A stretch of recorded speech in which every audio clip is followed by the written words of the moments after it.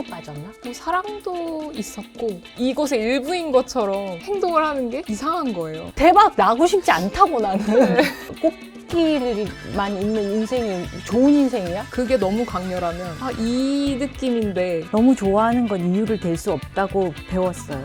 우리 엄마한테. 그러면은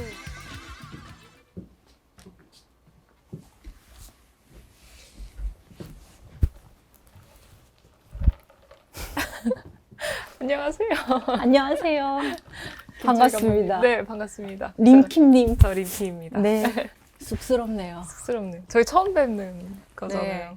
그 대기실에서 잠깐 보긴 했지만 네. 진짜 처음 본 사이 맞아요. 맞죠? 저도 그 유튜브에서만 보고 영화만 보다가 처음 뵈가지고 너무 신기해요, 사실은. 저는 슈퍼스타 K로 봤다가 보셨어요? 재밌잖아요. 그때 당시에는 그거 너무 화제. 네. 나중에 뒤로 갈수록 좀 사람들이 안 봤지만 네. 예림 씨 나올 때는 너무 인기가 많았잖아요. 네, 기억을 하셨구나. 네. 그럼요. 그때 오. 너무 강렬했었죠. 포커페이스? 네. 네, 맞아요. 여우야? 맞아요. 네, 그거 당연히 기억하죠. 와, 네. 저 너무 신기해요. 그렇게 알고 있다가 네. 이번에 섭외 전화가 왔을 때 네. 이분 어떻게 살고 있지? 하고 찾아봤다가 오. 깜짝 놀랐어요. 왜요? 너무 변신을 하셔가지고 그쵸, 그 그쵸. 사이에. 근데 도대체 그 사이에 무슨 일이 있어서 이 사람이 이렇게 된 건가 되게 궁금하기도 했고. 네. 저도 오신다고 들었을 때 저를 아시려나? 이런 생각도 들고 영화 쪽 분은 저도 처음 뵙는 거다 보니까 어떤 느낌일지 너무 궁금했어요. 저 진짜 너무 낯설어가지고 솔직히 처음에는 그쵸? 사실 거절했었어요. 네네네. 죄송합니다. 아유. 왜냐면 림킴님을 잘 모르고 그쵸. 그럴 수 있죠. 처음 만나서 얘기를 할 때 어떤 게 궁금한 게 있고 네네. 또 적어도 좀 아는 배경 지식이 있어야 그쵸, 네. 나가잖아요. 네. 그래서 처음에는 어려울 것 같다고 네, 고사를 했다가 포기를 안 하고 다시 전화를 주셨더라고요. 네. 그러면 좀 공부를 하자. 오. 그래서 좀 속성으로 좀 보셨어요? 예림 씨를 팠거든요. 어떠셨어요? 호감이 생겼죠. 극 호감이 생겼어요. 극호감까지? 네, 그게 제일 이상했어요. 왜 저지? 사실은 저도 뭐 영화를 좋아하기는 했다 보니까 이제 간혹 뭐 영화들도 보고 이제 네. 감독님 뭐 유튜브 나오신 것들도 사실 봤었고 저도 음악을 한 지 한 거의 막 12년 정도 됐는데 하다 보니까 뭐 제 앨범을 만들 때는 이제 제가 제 이야기를 가지고 좀 앨범을 만들게 되잖아요.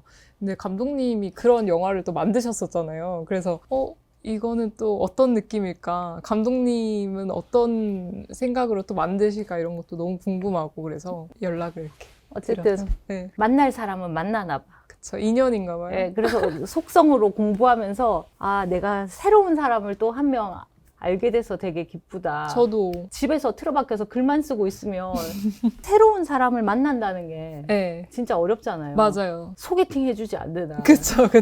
이런 게 운명이죠. 맞아요. 저 운명 되게 좋아합니다. 운명을 그냥 믿으시는. 다짜고짜로 운명론자는 아니고요. 새로운 길이 펼쳐지면 내 앞에 나를 어떻게 변화시킬까 하는 그런 호기심으로 이거 운명일 거야 하고 그냥 확 가보는 거죠. 안 가보면 알 수가 없잖아요. 저도 근데 약간 좀 비슷한 생각이 있어요. 뭐 제안이 오거나 아니면은 이제 어떤 새로운 게 있었을 때 그래도 해보는 게 나을 것 같은 그런 느낌이 있는 것 같아요. 궁금해서. 근데 네. 막 이렇게 오는 대로 다 하지를 못해요, 성격이.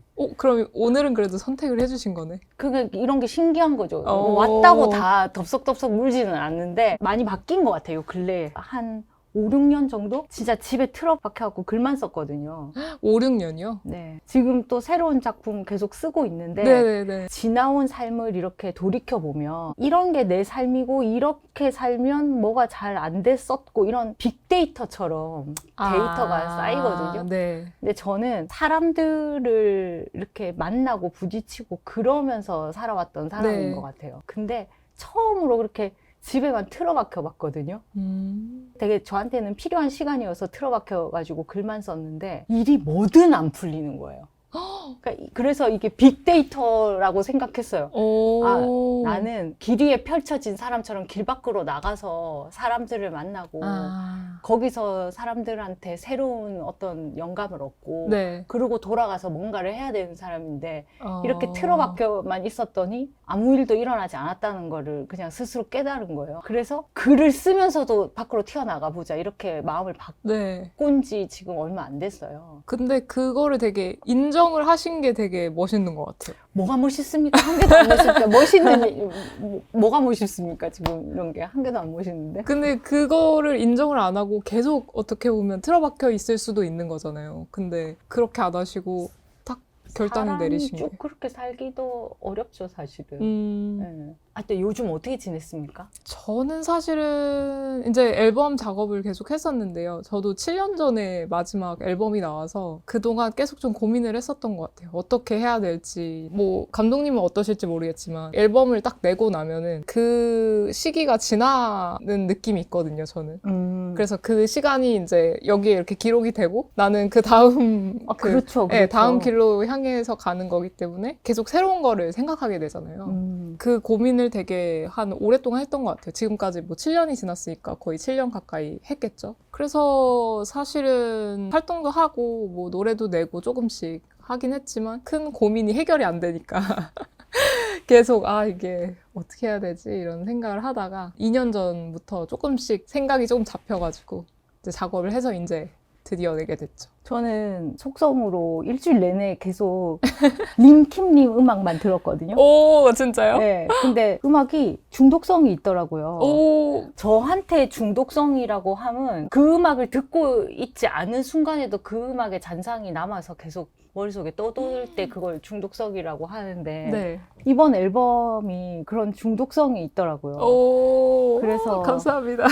네, 되게 좋았고 전 앨범하고 비교해서도 되게 또 많이 바뀌었더라고요. 매번 이렇게 자기를 갱신하는 사람들한테 저는 진짜 큰 매력을 느끼거든요. 진짜요? 네, 그러니까 사람은 계속 자기를 이렇게 갱신하려고 할 때 네. 그때만 발전한다고 생각하거든요. 근데 그게 그렇게 말처럼 쉽지는 않죠. 그렇죠. 갱신한다는 것이. 사실 그게 저도 좀 고민은 있었던 것 같아요. 이게 매번 좀 다른 모습을 보여주다 보니까 보통은 뭐 어떤 아티스트가 하나의 색으로 좀 쭉 가는 경우도 있고 네. 하나의 뭐 장르나 그 느낌을 계속 고수하는 경우도 많다 보니까 림킴이라고 하면은 너무 다양한 색채가 있어서 이래도 되려나? 라는 고민이 가끔 들 때는 있거든요. 뭐 물론 막 그 고민이 이제 제 다음 결정을 막 아예 다르게 하진 않지만 그런 갈등의 순간이 있는데 감독님 약간 어떻게 그런 갈등이 있으신지 혹은 당연히 영화 많죠.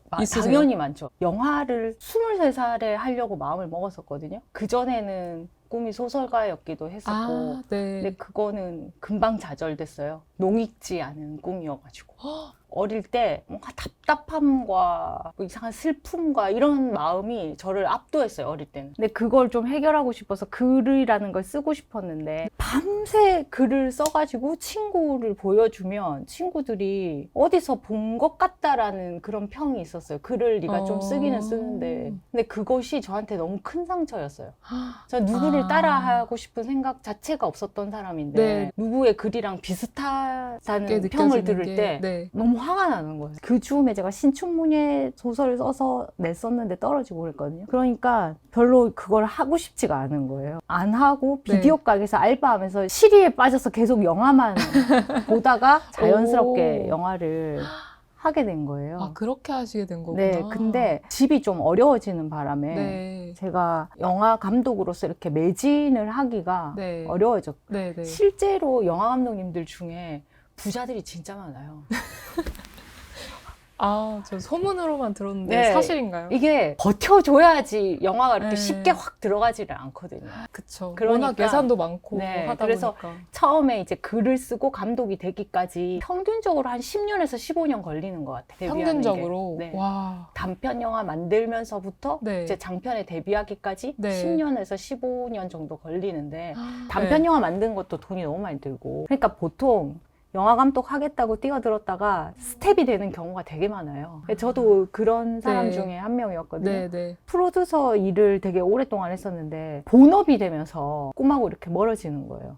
왜냐면 그래요, 그것 오히려. 자체로도 영화를 안 하고 있는 건 아니니까요. 네네. 거기서 오는 또 기쁨이 굉장히 크거든요. 영화라는 게 음. 창작이기도 하면서 동시에 여러 사람들과 함께하는 작업이기 때문에 그 연결감이 주는 굉장한 기쁨이 있어요. 그래서 사실 꿈하고 멀어졌다가 40살에 실직하면서 여전히 그 열망이 큰 거예요, 감독을. 그때 돈이 있어서 감독이 된 게 아니라 그걸 안 하면 네. 제가 죽을 것 같더라고요. 그래서 그거를 하게 된 거거든요. 그 마음이 근데 너무 소중한 것 같아요. 그렇게까지 할 수 있는 어떤 그 마음이. 근데 제가 뭐 특별해서 그런 게 아니라 네. 누구한테도 이거 말고는 자기를 살릴 길이 없다라는 걸 스스로 깨닫는 순간 네. 그걸 잡게 돼요. 그렇죠. 다른 게 다 안 중요해지죠. 네. 그래서 저는 사람 속에는 자기를 멸망시킬 만큼의 태풍이 오고 있다라는 느낌이 들 때 그때 사람이 변하는 것 같거든요. 이게 진짜 자기의 존재를 변화시킬 유일한 기회라는 생각이 딱 들 때가 있어요. 네. 저는 그럴 때 바뀌는 사람인 것 같거든요. 제가 림킴님이 정말 매력적인 사람이라고 느꼈던 게 굉장히 안정적인 어떤 주류 시스템 안에서 네네. 슈퍼스타 K로 좋은 성과를 내고 큰 대형 기획사? 네네. 들어가서 음악을 하고 그러면 사실 시스템이 견고하면 그 안에서 인간은 소속감이나 안정감 같은 걸 느낄 수밖에 없잖아요. 네네. 그렇게 살 수도 있는데 갑자기 사라졌다가 전혀 예상치 못한 음악으로 다시 돌아왔을 때는 호기심이 드는 거죠. 그 전 앨범이 림킴으로 한 앨범이 2019년에 맞아요. 나오셨잖아요. 네네. 근데 음악이 새로 나오기까지 3년 걸린 걸로 알고 있는데 맞아요. 이 사이에 이 사람한테 어떤 변화가 있었길래 네. 이렇게 변신할 수가 있지. 그러니까 음악이 바뀌었던 것도 놀라웠지만 네. 사람이 그렇게 될 때는 이렇게 안 하면 내가 죽을 수도 있겠다는 네. 생각이 들어야 그 정도 갈 수 있다고 생각하거든요. 저는 사실은 데뷔를 하고 어떻게 보면 되게 빠른 시간 안에 이제 앨범을 내고 뭐 많은 분들이 알아봐 주시고 했었는데 그게 오히려 조금 익숙치가 않았던 것 같아요. 제가 어쨌든 하고 싶어서 음악을 시작을 했고 네. 어떻게 보면 이 길을 좀 개척한 것인데 네. 근데 생각보다 제가 하는 일이 없는 거예요. 음. 그러니까 물론 노래를 부르고 활동하고 바쁘지만 이렇게 하는 것이 내가 원했던 어떤 꿈이었나? 라는 생각이 들 정도로 현실과 이상의 갭이 좀 있었던 것 같아요. 어렸을 때 이제 데뷔를 했다 보니까 그런 경우들 있잖아요. 아, 이 친구가 뭘 알겠어. 혹은 약간 음악적으로 경험도 별로 없고 자기가 하고 싶은 게 뭔지도 잘 모를 텐데 라는 어떤 전제가 좀 깔려있는 경우가 좀 많았어요. 너무 어렸으니까. 예, 이제 막 20살 되고 그랬으니까. 그래서 그런 거에 대한 조금 반항심도 있었던 것 같아요. 나는 그냥 이렇게 보여지는 것만은 아닌데 나도 어떻게 보면 좋아하는 것들도 있고 나의 주관도 있고 뭔가 생각하는 것들이 다양한데 왜 사람들은 딱 이 모습만 이렇게 볼까?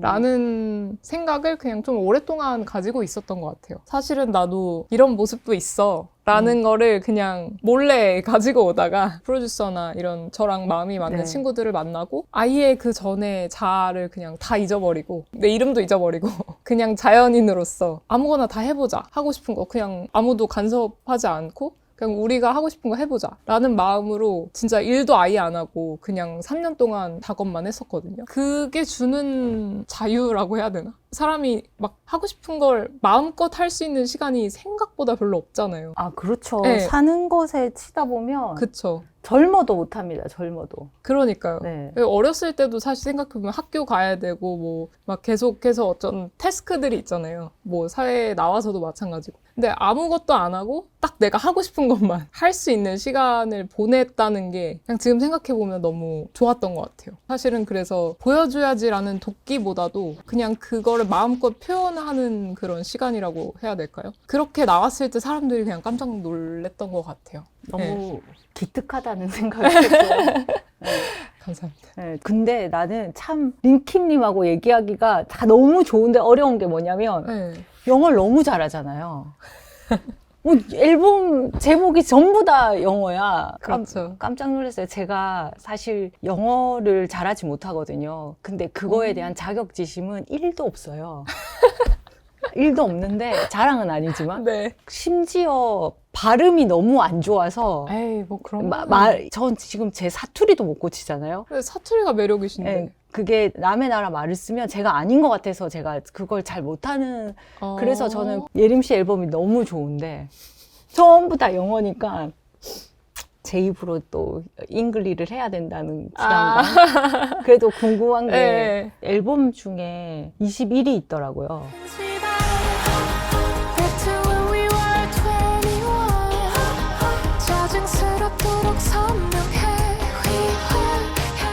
보니까 다 영화에서 영감을 맞아요. 받았다고 네. 그러더라고요. 네. 그게 너무 신기했어요. 아, 진짜요? 근데 그게 나이를 혹시 말하는 거예요? 맞아요. 20이, 맞죠? 21살. 아, 다행이다. 맞췄다. 저는 21살 때 너무 힘들었거든요.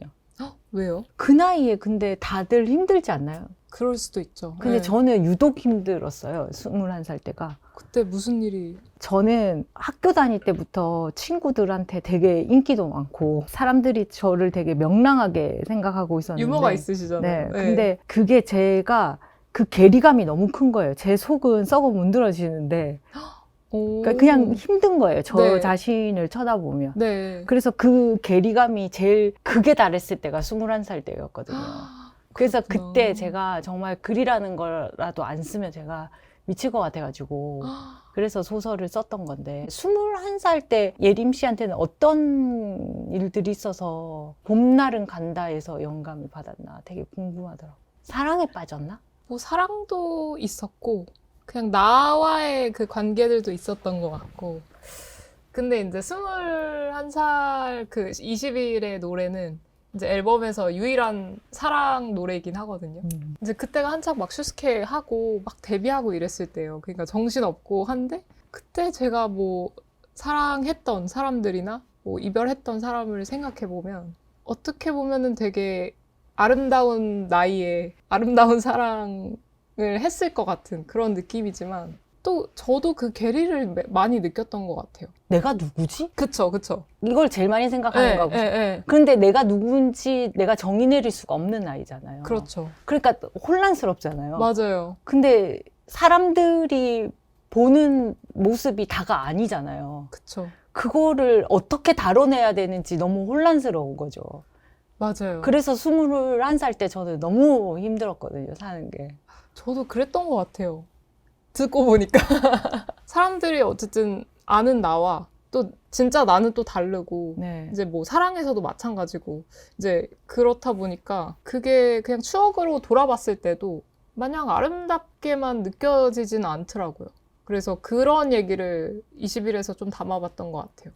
이게 물론 그때 너무 사랑했었고 추억이지만 여전히 좀 아픔도 있는 것 같고 그거를 돌아봤을 때 그때의 그 힘들었던 어떤 시간들이 아직도 마냥 아름답게만 또 기억이 되지는 못하는 그런 부분들이 있죠. 뭐든지 약간 사람들의 말 들으면 부정하는 성향이 있거든요. 그래서 저는 그게 나이가 들어가지고 많이 관대해져서 많이 바뀌었어요. 그래서 네, 너무 사실 저는 나이가 든 게 되게 좋은데 어릴 때는 대박 나세요 이러면 너무 싫은 거예요.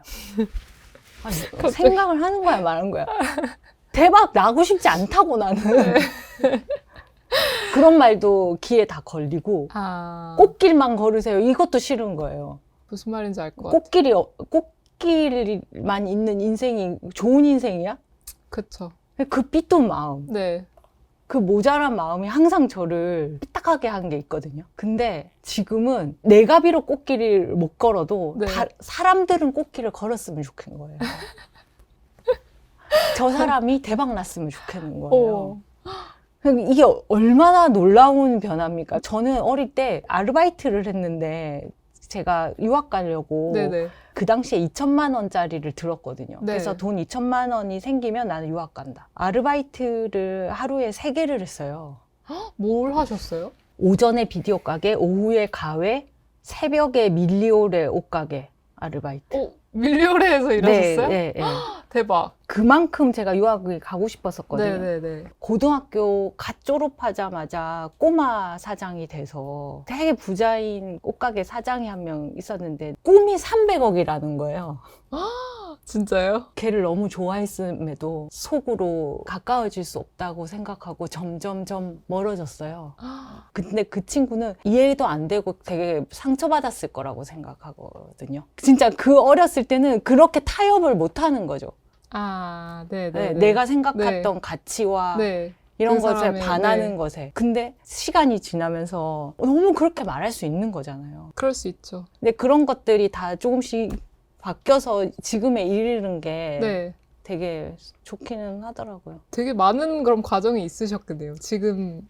아, 그럼요. 네, 지금 감독님이 여기서 다 뭐 되기까지. 얘기 못 합니다. 그쵸. 여기서 끝나고 딴 데 가서 그러니까 이렇게 들어야 될 것 더 같아요. 길게. 근데 한편으로는 저는 그런 게 좀 또 부럽기도 하네요. 그러니까 저는 이제 막 좀 30대 초다 보니까 20대를 돌아보고 10년을 돌아봤을 때 아, 이런 다양한 일들이 있었구나 라고 생각하면서 지금의 내가 됐구나를 아는데 근데 더 많은 시간을 보내셨으니까 그 데이터가 오히려 좀 부럽기도 한 것 같아요. 근데 아직도 근데 사실 철이 없는 거죠. 근데 아직도 변하지는 않은 것 같아요. 그러니까 약간 화폐의 가치를 이렇게 무력화시키는 밝고 명랑한 생명력. 저 그런 거에 끌리거든요. 아, 네. 그랬을 때만 살아있는 것 같은. 아, 근데 뭐 지금은 사실 여기도 돈 준다고 해서 나왔어요. 하지만 네. 그거는 이제 살아가기 위해서 필요한 돈을 말하는 거고, 돈으로 살 수 없는 것들, 네. 얻을 수 없는 것들이 가진 어떤 굉장한 힘을 느껴보면 어렸을 때는 그게 훼손당할까봐 막 온몸으로 거부하는 거예요. 제가 그 뭔가 제 속에 있는 생명력들을 훼손당할까봐. 네, 무슨 말인지 알 것 네. 같아요. 네. 근데 이제는 그렇게 훼손당할까봐 이렇게 발버둥 치지 않아도 몸으로 체화된 게 있거든요. 그러니까 약간 이제 관대해지고 너그러워지고 그러더라고요. 그러니까 무조건 오래 사는 게 좋다. 특히 창작자들은. 오. 네, 창작자들은 오래 살아야 이익인 것 같아요. 왜냐하면 자기를 갱신할 운명을 가지고 태어났다고 생각을 하는데 저 그렇다고 제가 나는 아티스트야 이런 자의식에 캡을 씌우고 사는 사람은 진짜 아니거든요. 네. 그런데 오래 살면 이거를 자기의 과거를 자꾸 갱신하는 겁니다. 그때의 내가 아닌 다른 사람이 자꾸 되어가고 그거를 작품으로 남길 수 있고 네. 그것이 나의 깨달음이 미비하지만 네. 누군가에게 긍정적인 영향을 줄 수 있을 거라는 어떤 희망. 그리고 사실 더 밑바닥을 들여다보면 연결되고 싶다는 마음. 네. 그렇죠. 누군가와. 그래서 그 앨범에 보면 Never Gonna Be Alone이라는 네. 아, 잉글리 하고야 말았다. You're never gonna be alone. You're never gonna be alone. You're never gonna be alone. You're never gonna be alone. 절대 혼자가 아니야. 이렇게 네. 말하는 게 더 저는 편합니다. 네. 주신 자료에 비한 보니까 제가 생각했던 거랑 반대더라고요. 그때 혼자라고 느꼈다고. 근데 전 진짜 제가 혼자가 아니고 싶어서 사실 창작을 한다고 생각하는데 그거 만들 때 심정과 어떤 생각 때문에 그런 음악을 만들었는지 궁금하더라고요. 누군가와 연결되고 싶다라는 그 욕망이 뭔지에 대해서 얘기해 보고 싶은 생각이 있네요. 사실은 이 앨범이 전체가 그 저의 10년 동안의 이야기를 담고 있는데 그 Never Gonna Be Alone은 아, 발음 너무 좋다. 역시. 네. 그렇네. 네, Never Gonna Be Alone은 그때 이제 그 괴리를 느꼈던 그 순간들에 대한 이야기인 것 같기는 해요. 어떤 결혼식장에 가서 이제 사람들을 바라보는 그런 이야기로 시작이 되는데 어떻게 보면 그 신랑 신부가 결혼을 하고 가장 행복하고 가장 연결되어 있을 것 같은 그런 순간에 오히려 저 순간이 정말 이제 끝인 걸까? 막 예전에 뭐 영화 보면은 그냥 happily ever after 해서 그냥 행복하게 살았습니다 라는 어떤 그런 엔딩이 있잖아요. 네. 근데 사실은 진짜 현실은 그런 엔딩은 없잖아요. 계속해서 살아가야 되고 계속해서 새로운 일들이 생기고 그런 것들인데 진짜 혼자가 아닐까? 라는 생각을 좀 했던 것 같아요. 그래서 마지막에는 결국 우린 다 혼자야 라는 그 가사로 끝나거든요. 우린 결국 다 혼자죠, 사실은. 그렇죠. 근데 혼자서 살아갈 수가 없는 존재들이잖아요, 인간이. 그렇죠. 그래서 그 묘한 괴리가 있는 것 같아요. 네. 혼자일 수는 없는데 사실은 혼자인. 그래서 그 데뷔가 좀 표현하고 싶은 주제였던 것 같아요.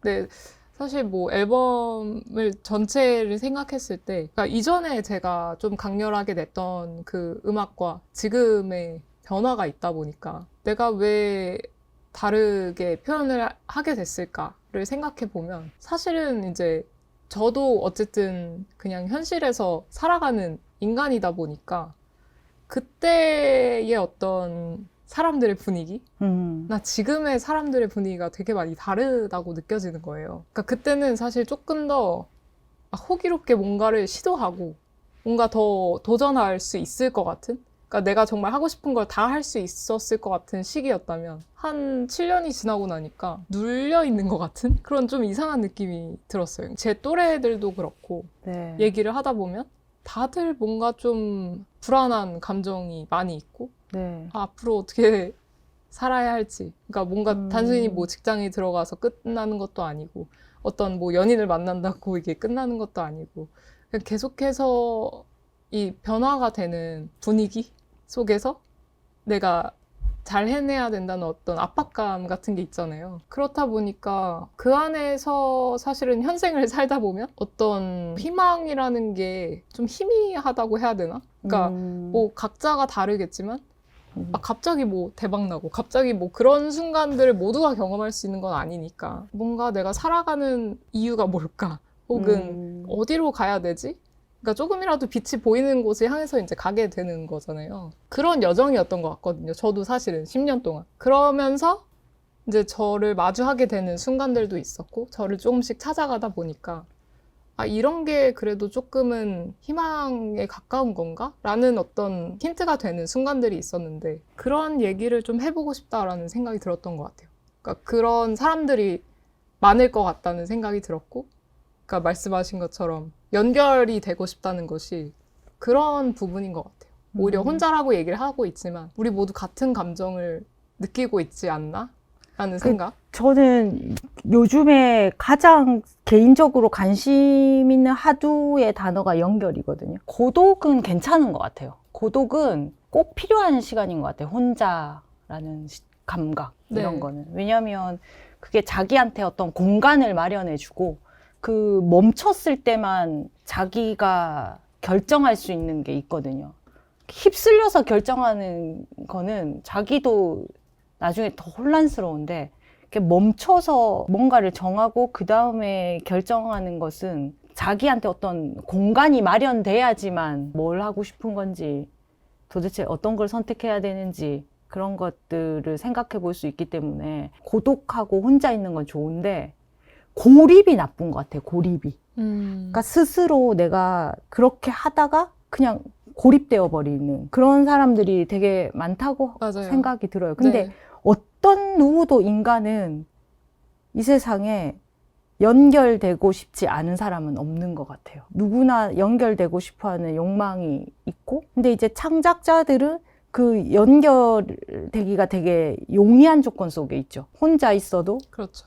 누군가에게 연결될 수 있다라는 그런 게 있기 때문에.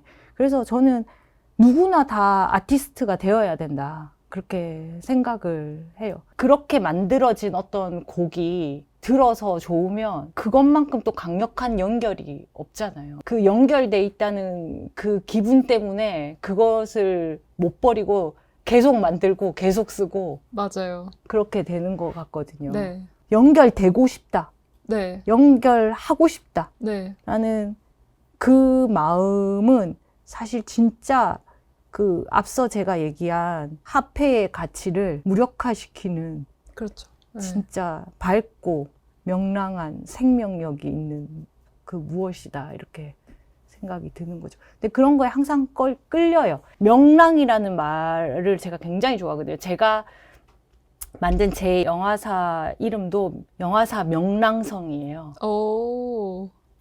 명랑은 밝을 명의 밝은 랑이거든요. 네. 사실 어둠이 있어야 빛도 알고 네. 빛을 알아야 어둠도 알잖아요. 네. 명랑한 상태를 유지할 때 인간이 가장 좋은 생각과 좋은 에너지를 내뿜는다고 생각을 하거든요. 그렇죠. 네. 네. 그래서 앨범을 들으면서 전에 앨범이랑 너무 또 변해 있는 림킴님을 보면서 이 사람은 이 앨범을 만들었을 때 명랑이라는 마음을 품고 가려고 노력을 했구나 이런 느낌을 받을 수가 있었어요. 제가 아, 진짜요? 앨범을 보면서. 제대로 느낀 거 맞습니까? 맞아요. 네.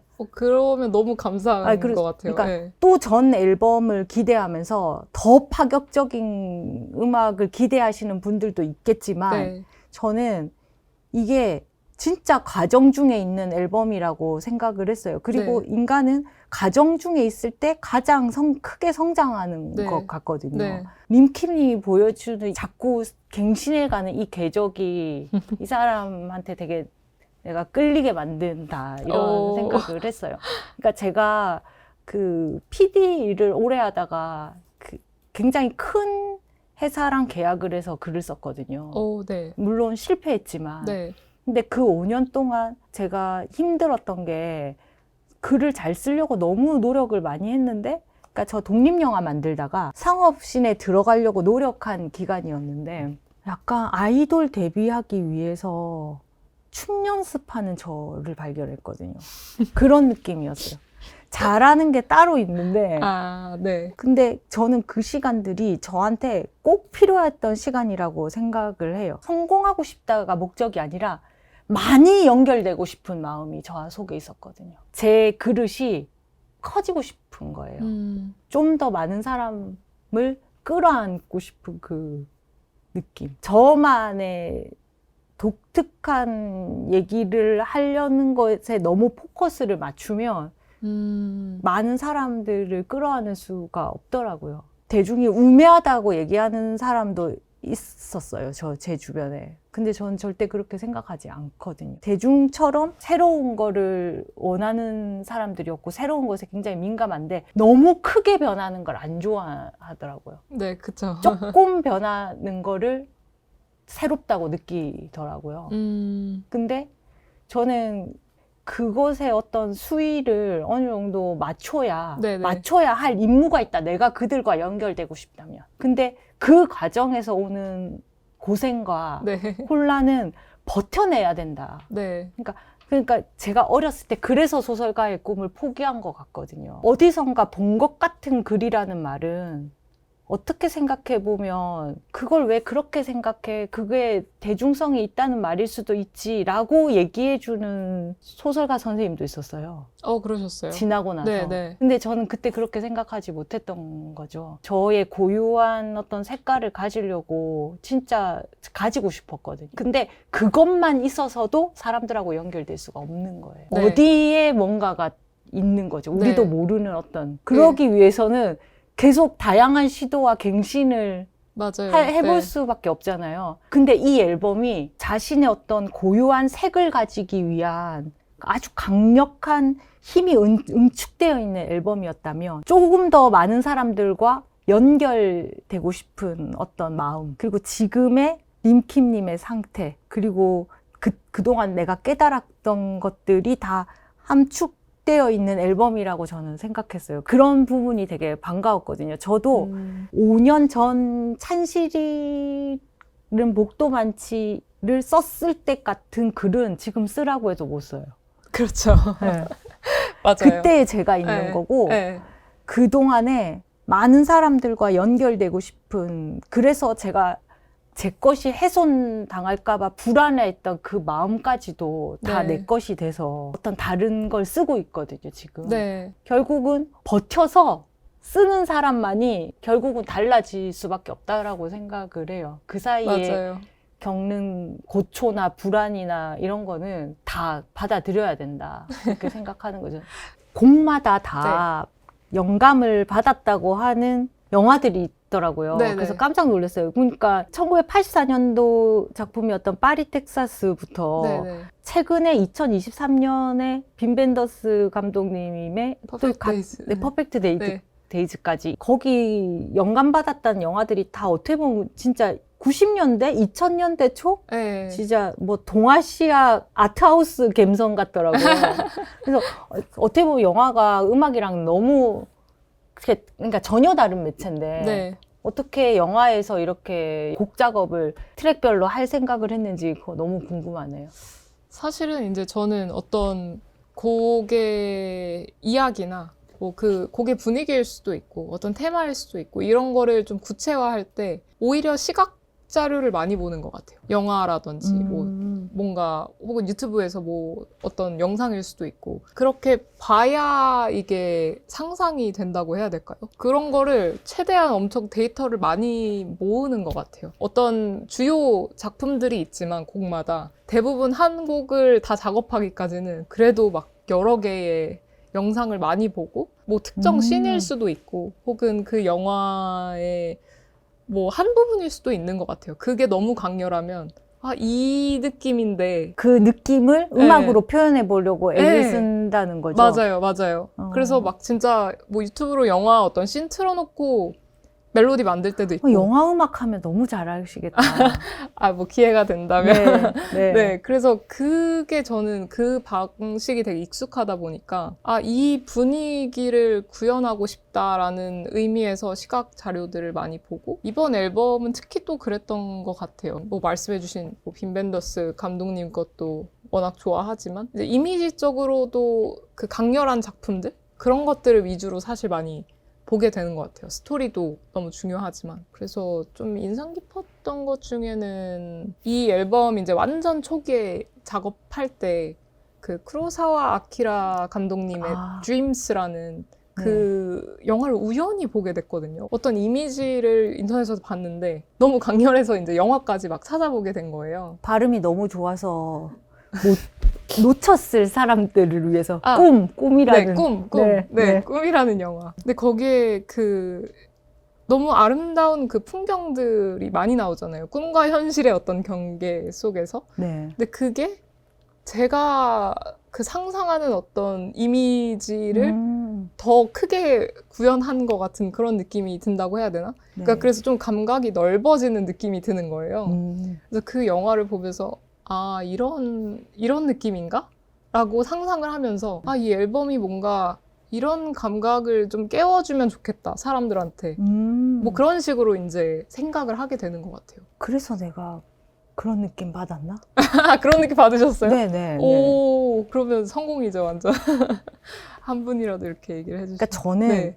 저한테 빠지면 진짜 심하게 빠지거든요. 진짜 누가 업어가도 모를 정도로 생각에 빠져서 친한 친구들은 좀 짜증내요. 근데 그 그러니까 음악을 들으면 계속 그 잔상이 남아서 제가 그런 느낌이 있군요. 네네 오. 있었어요. 그래서 사실은 이게 뭐 어떻게 보면 미니멀한 그런 뭐 악기 뭐 구성이나 이런 것에도 조금 되게 레이어가 많이 생겼던 것 같아요. 뭐 제가 어떤 생각하는 그 느낌들을 조금씩 가져오기도 하고 뭐 프로듀서들도 사운드적으로 좀 여러 가지를 입혀가면서 그래서 이제 제 이전 앨범도 그렇고 이번 것도 그렇고 그런 면에서 좋아해 주시는 분들이 계신 것 같더라고요. 그러니까 이게 그냥 음악일 수도 있지만 조금 여러 가지를 상상할 수 있게 만드는 그런 부분들을 저도 좋아하는 것 같고 넣으려고 하다 보니까 제가 그 예림 씨 신간 앨범 중에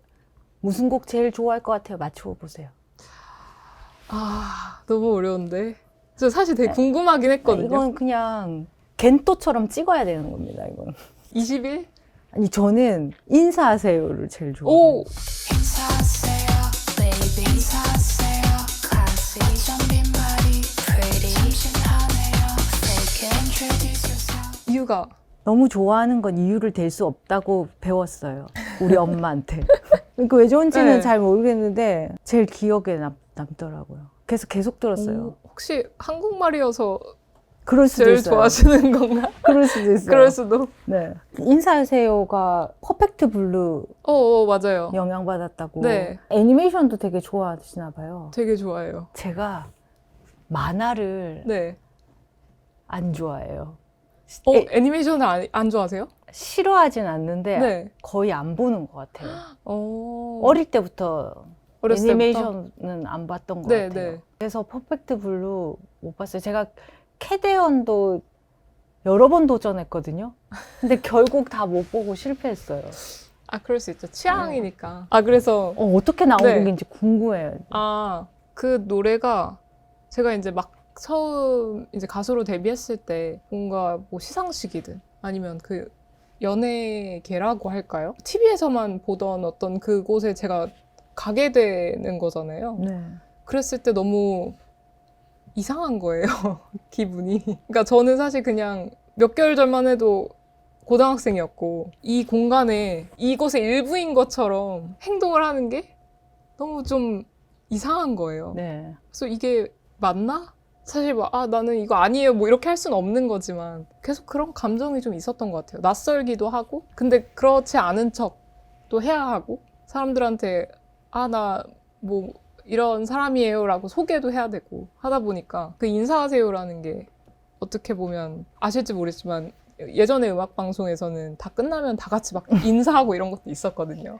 아니 그 곡이 제일 영화적인 느낌이에요. 저한테는. 네네. 이미지가 그려지고. 그래서 그때의 기분이 제일 감정적으로 좀 만들어진 곡인 것 같은데 그런 순간도 혹시 있으셨어요? 뭔가 이 일을 시작하셨을 때나 뭐 사람들이 되게 많은 공간에 갔을 때일 수도 있고. 저는 그러니까 영화를 준비할 때, 영화를 찍을 때, 영화를 찍고 나서 영화를 개봉할 때 이게 다 너무 달라요, 영화는. 그쵸. 네. 영화를 다 만들고 영화를 잘 만들고 나면 이렇게 사람들한테 환대를 받고 막 영화제에 가고 레드카펫을 밟고 이게 전 너무 이상한 거예요. 영화는 안 변했잖아요. 네. 영화는 찍었을 때 그것이 끝까지 똑같은 어떤 물질이 돼서 남아있는 건데 사람들은 이 영화를 가지고 다 다르게 변하는 이 느낌이 저라는 사람을 변하게끔 하는 그 뭐가 훼손될 것 같은 그런 마음이 들어갖고 저가 아닌 상태로 덮어씌울 것 같으면 그 극렬하게 저항하는 거 있거든요. 그래서 뭐 영화제도 일부러 안 가고 이렇게 시사회 가면 사람들이 정말 많거든요. 좋은 거잖아요. 남의 잔치에 가서 그 영화 봐주고 이렇게 박수치고 이렇게 얼마나 좋아요. 근데 못난 제 마음속에는 질투가 아니에요.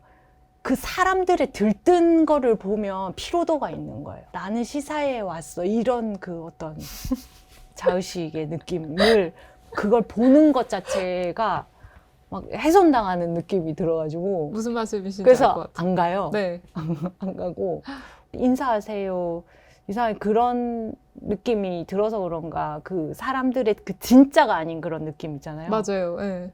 그래서 그게 그렇게 끌렸나 봐. 알겠다. 그럴 네. 수도 있겠네요. 잘 네. 못 견디는 편인 것 같아요. 근데 그런 마음조차 약간 옹색하다는 느낌 들어서 그거를 바꾸고 싶은 생각이 드는 거죠. 저 자신을 갱신하고 싶은. 제 책상 앞에 이런 거 써 있습니다. 시시비비를 가리려는 마음을 뒤로 물리면 관대함이 찾아온다. 이건 옳고 이건 그르고 막 이런 걸 막 생각하는 겁니다. 명언인데요, 집에. 뭔가? 그걸 써붙여놨어요. 크게. 그러면 감독님은 지금 준비 중인 작품이 있으신 거죠? 지금 드라마 쓰고 있고요. 네네. 제가 안 해본 매체를 지금 완전 도전하고 있거든요. 방금 여기 오기 전에 3부 대본 털고 나왔어요, 집에서. 네. 대박. 그래서 또 이것이 또 좋은 씨앗이 돼서 사람들하고 연결되고 싶다. 드라마는 제가 한 번도 해본 적이 없는데 이것이 또 나를 어디로 데리고 갈지 보고 싶다. 그 다음에 영화는 저 학창시절을 담은 네. 그런 제 자전적인 그런 영화를 2년 안에 만들고 싶다라는 계획으로 틈틈이 시나리오 쓰고 있어요. 네.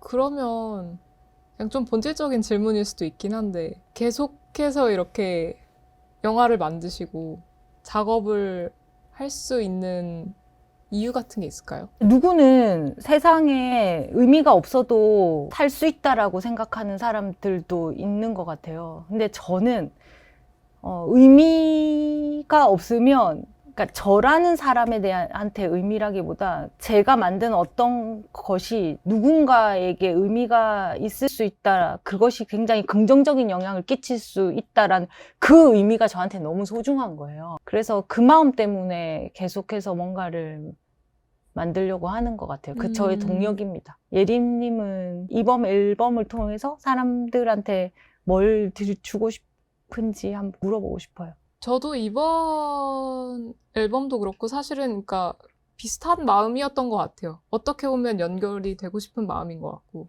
진짜 고립되어 있는 사람들 있잖아요. 고립되어서 네. 세상으로 나오지 않는 사람들이 생각보다 엄청 많고 그 사람들이 우연히 이 음악을 들었을 때 어떤 기분일지, 어떤 마음이 들었으면 좋겠는지 그런 상상을 생각보다 좀 많이 했었던 것 같거든요. 그래서 이 창작이라는 게 사실은 어떻게 보면 좀 혼자 하거나 뭐 팀이랑 할 때도 있지만 혼자 고심해서 만드는 거긴 하지만 이것이 세상에 나가서 내가 모르는 사람들한테 전해졌을 때 되게 생각지 않은 감정들을 만들어주니까 네. 너무 뿌듯할 때가 많거든요. 팬분들도 가끔 이렇게 뭐 글 써주시는 거 보면은 이 노래를 통해서 내가 이런 감정을 느껴서 또 이렇게 하게 됐어요. 뭐 이런 얘기를 가끔 하실 때가 있는데 그거만큼 좀 뿌듯한 게 없더라고요. 그러면 뿌듯해하셔도 됩니다. 제가 네. 오랫동안 새 음악을 듣지 않는 사람이 된 지 꽤 됐거든요. 젊었을 땐 계속 새로운 음악을 계속해서 찾아서 듣잖아요. 근데 그게 한 40대 중반? 지나고부터 제가 그걸 잘 안 하더라고요. 네. 근데 요번에 림킴 2집을 들으면서 새로운 음악이 나오면 언제든지 오, 어, 정말인가요? 연결될 마음을 가지게 됐다. 진짜로요. 그러면 너무 저는 감사하죠. 네. 그게 너무 가장 뿌듯한 순간인 것 제가 같고. 빈말은 못하는 사람입니다. 빈말을 하면 몸에 두드러기가 나요. 정말 마음에 들었습니다. 그리고 알게 그쵸. 돼서 너무 기뻐요. 처음 만난 사이인데 지금도 처음 만난 것 같은 느낌은 있거든요. 그쵸, 여기 이렇게 한 공간이 있고. 그래도 너무 반가웠습니다. 저도 너무 반가웠습니다. 네, 그럼 두 번째로도 만날 수 있을 것 같은데. 저도요. 그리고 영감받은 영화들도 보면 그쵸, 그 그래서- 스타일은 아닌데. 그래서 미드소마 하면 계속 옐로우 같은 영화 음악만 만들어야 될 것 맞아요. 같거든요. 제가 무서운 거 잘 못 보거든요, 사실은. 아니 어쩜 그렇게 다르게 쓸 수가 있지? 모르겠어요, 저도 약간. 누가 쓴 거지? 근데 이게 아무나 수정을 하실 수가 있잖아요. 그니까요. 안티팬이야? 뭐야? 모르겠어요. 또 안티라고 하기에는. 애정이 있으니까 그렇게 썼을 텐데. 그니까요.